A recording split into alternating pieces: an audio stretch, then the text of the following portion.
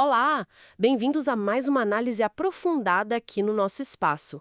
Hoje vamos investigar juntos alguns trechos selecionados do volume 2 de A Riqueza das Nações, a obra monumental de Adam Smith. Nossa missão é extrair as ideias centrais de Smith sobre comércio, colônias, impostos e as verdadeiras fontes da prosperidade nacional. Para começar, o Smith, ele critica bastante as políticas mercantilistas, né? Especialmente aqueles subsídios para exportação. Ele dá o exemplo do trigo. O governo pagava para vender mais barato lá fora, achando que ia atrair ouro. Mas o Smith dizia que, olha, isso não baixava o preço aqui dentro no longo prazo. E tinha um custo social enorme. Quem ganhava mesmo eram os donos das terras que acabavam agindo como os industriais, sempre atrás de monopólio, né? Sabe? Podia estar sendo usado em coisa muito mais produtiva aqui dentro. Quer dizer, o custo real para a sociedade não era só o dinheiro do subsídio. Era um custo de oportunidade, né? Uma ineficiência meio escondida ali. Ele até compara com subsídios para a produção interna, que talvez pudessem sim baixar preços, mas eram raros. O foco mercantilista era total em exportar para juntar metal. Entendi. E essa ideia de controle, de intervenção, ela aparece também quando ele analisa o comércio colonial britânico, né, com as colônias americanas. Tinha umas regras bem rígidas ali. Isso. Tinham os tais produtos enumerados, tipo o tabaco, o açúcar, coisas valiosas que só podiam ir das colônias direto para a Grã-Bretanha. Isso garantia o monopólio deles. Por outro lado, tinham os não enumerados, tipo cereais, madeira. Esses tinham um pouco mais de liberdade, podiam ir para outros lugares, mas, assim, só em navio britânico. E tem até o caso curioso que o Smith cita, do vinho da Madeira. Esse podia ir direto para as colônias, porque, tecnicamente, não era europeu. Uma brechinha no sistema. E ele via essas restrições como ruins para os colonos. Claro, chegavam a proibir que fizessem certas coisas lá para não competir com a Inglaterra. Mas ele faz uma comparação interessante, né? Faz sim. E aqui tem um ponto importante. Mesmo criticando, falando que violava direitos, o Smith nota que a política britânica ainda era, digamos, mais liberal que a de Portugal, da Espanha. Esses outros países muitas vezes entregavam tudo, todo o comércio colonial, para uma única companhia, monopólio total. E para o Smith, isso era bem pior, porque sufocava totalmente o crescimento das colônias.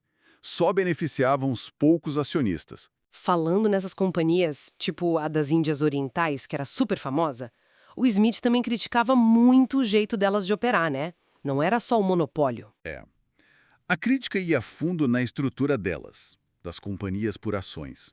O Smith dizia que os diretores, como estavam cuidando do dinheiro dos outros, dos acionistas, eles tendiam a ser negligentes, a gastar demais. Era quase natural, sabe? Sem o olho do dono ali, o desperdício acontecia.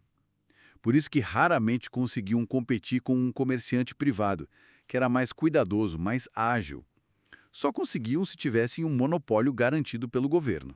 E quando essas companhias não só faziam comércio, mas também governavam lugares enormes, como na Índia, por exemplo. Aí, na visão do Smith, a coisa piorava muito.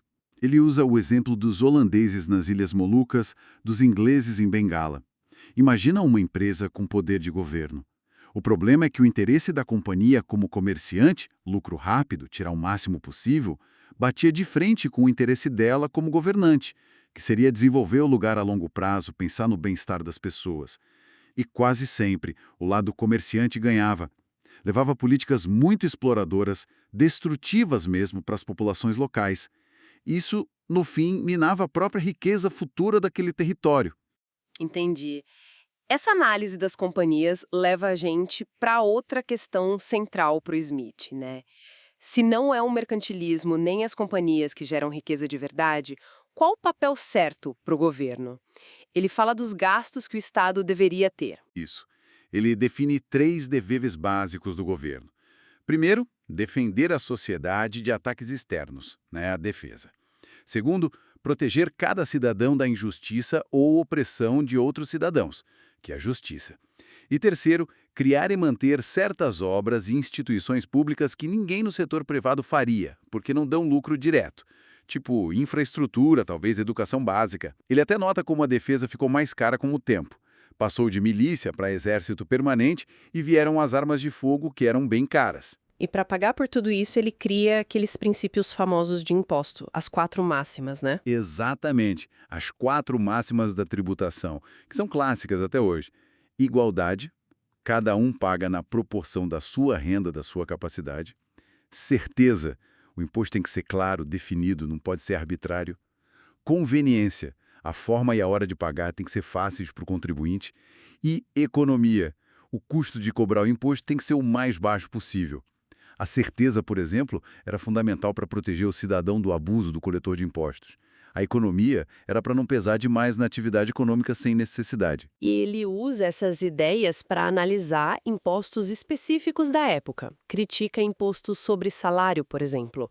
Diz que, no fim, quem paga é o patrão, com salário maior. Também fala dos impostos sobre consumo, tipo alfândega ou imposto sobre bebida, essas coisas.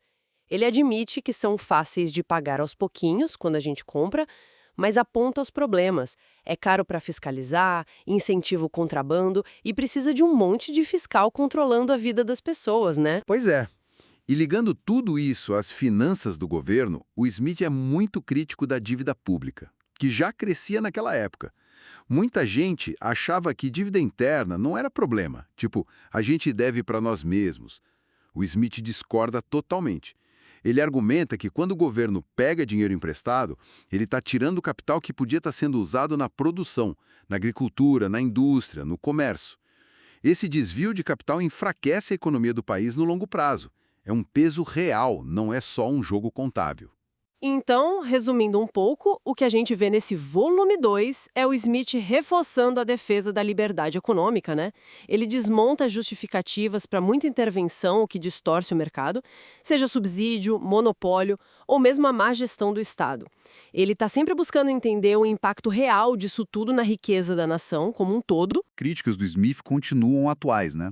Os perigos do monopólio, a ineficiência de certos subsídios, a influência de grupos de interesse na política econômica, os riscos da dívida pública, são debates que a gente tem até hoje, mais de 200 anos depois. É algo para a gente pensar, sem dúvida. Esse foi o Literatura Miojo. Rápido, mas com gosto de quero mais. Todos os dias, às 10 horas, uma obra nova. Curtiu? Então procure a obra original e experimente a leitura completa. A literatura te espera sem pressa, mas com prazer.